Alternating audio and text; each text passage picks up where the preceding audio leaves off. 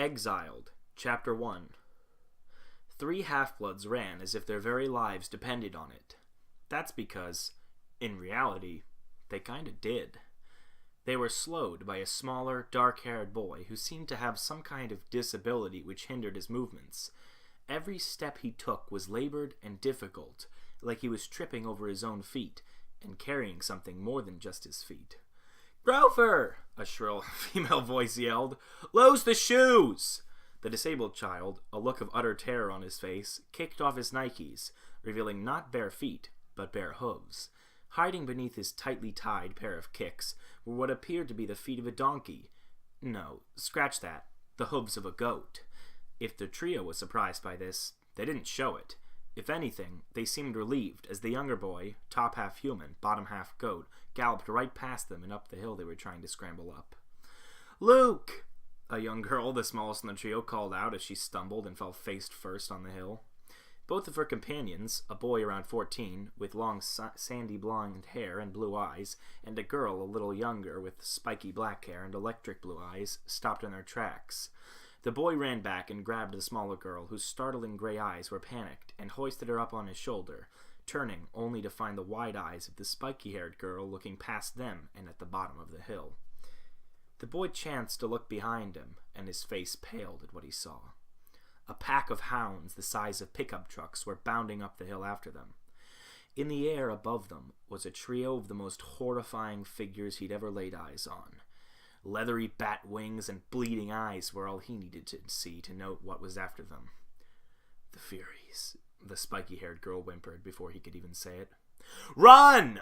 the boy yelled and turned to make a break for it for the top of the hill. It was only another 20 yards to the top, and if Grover had told them the truth, if they made it to the top, they would be safe. He stopped, the gray-eyed girl still over his shoulder, when he noticed his companion frozen in her tracks. "Dahlia, run!" he screamed, panicked when she refused to move. "Take Annabeth," Dahlia said firmly. "Get her over the border. I'll hold them off." Luke stared at her in disbelief.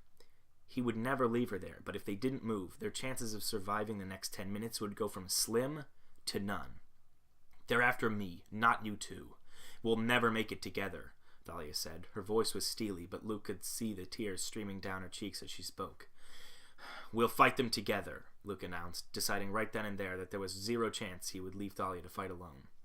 "No, Luke, it has to be this way. Not all of us need to die tonight. I brought this on us. I'll deal with it." Even as she spoke, Dahlia backtracked. Perhaps her subconsciousness was telling her that her only chance was to try to hold them off and slip across the border. Sadly, their time ran out with a long 15 yards between them and the border. A lone hellhound launched itself at Dahlia, with a speed impossible for her child that age. She slapped the silver bracelet on her wrist, and a bronze shield sprang to life, meeting the hellish dog on its descent and slamming into its head with such force the sounds of the vertebra crunching sent a chill down all 3 half-bloods' spines. The hellhound crumpled to the ground and melted into shadows. The rest of the pack seemed more patient. They formed a semicircle around the demigods, seemingly awaiting further orders as the 3 demonic bat-winged wenches landed on the ground between the demigods and monsters. "Daughter of Zeus!" the middle demon cackled, a look of evil glee on her face as she stared hungrily at the 3 demigods. "Finally ready to accept your fate?" Luke set Annabeth down and drew a rusted-looking sword from the scabbard that hung loosely from his waist. The little girl Annabeth looked terrified, but held a small celestial bronze knife in front of her, her eyes darting between the monsters. Dahlia stood firm with her shield in front of her. The celestial bronze defensive weapon sent a chill down even the monsters' spines, an incredibly lifelike image of the snake-haired woman, keeping even the most brazen monster at bay, for the moment at least. I... Dahlia tried to say, but found her tongue betraying her before she took a deep breath and steeled herself. "Let my friends go and fight me! I'm your prize! They mean nothing to you!" The demon in the middle cackled again, the sound resembling nails on a chalkboard more than actual laughter. "Perhaps that is true, but how could we pass on such a tasty treat when we now have all 3 of you?" Dahlia opened her mouth to reply, but stopped when the sight of the fury in front of her blurred for a moment, like a shadow or a cloud had passed between them. She thought it was her imagination, but the fury looked a little confused herself. Her momentary confusion quickly passed, though, and she bared her fangs at Thalia. Before she could speak, a voice, barely above a whisper, flooded the area, sounding as if it came from every direction. "Playing with your food, Alecto? Didn't your mother tell you that's not polite?" Luke looked at Thalia, his face somehow managing to turn even paler. "Hades?" he whispered. "We're dead." Thalia was about to agree with him, but the look on Alecto's face made her pause. It was hard to tell on that haggard face, but she seemed to be confused, maybe even a little scared. Another hellhound apparently lost patience and lunged directly at Luke.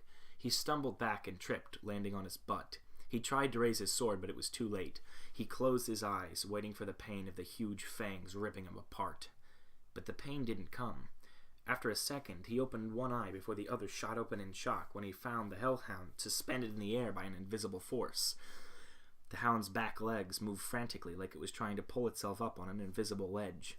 Then, by the same invisible force, the hound's neck turned at an unnatural angle. The sounds of its neck snapping made Luke flinch involuntarily before this monster too dissolved into the night.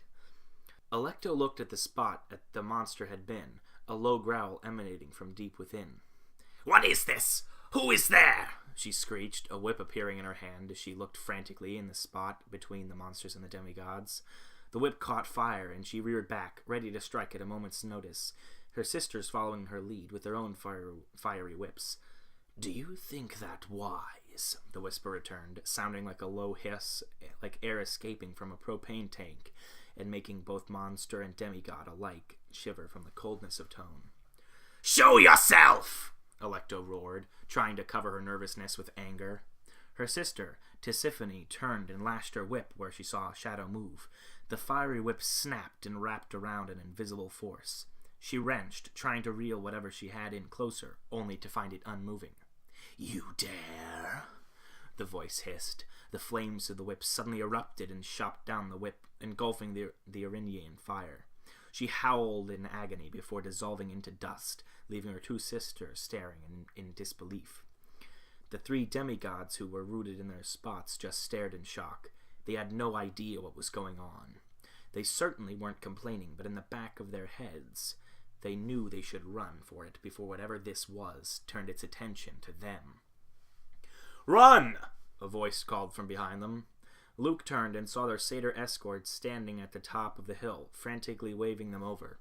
Every instinct in his body told him to do as Grover said, but there was another voice, somewhere deep in his mind, telling him the best thing he could do was not to move.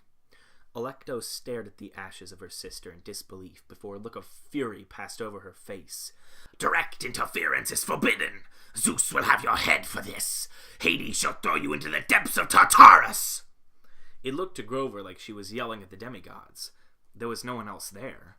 He had run into camp and summoned help, and could hear a small army of demigods charging up the other side of the hill to come to fight the monsters. He hadn't expected to see some kind of weird standoff between the Furies and his three demigods.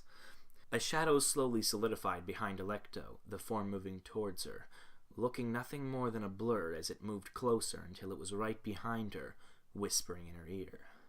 "Is that a promise, little daughter of night?"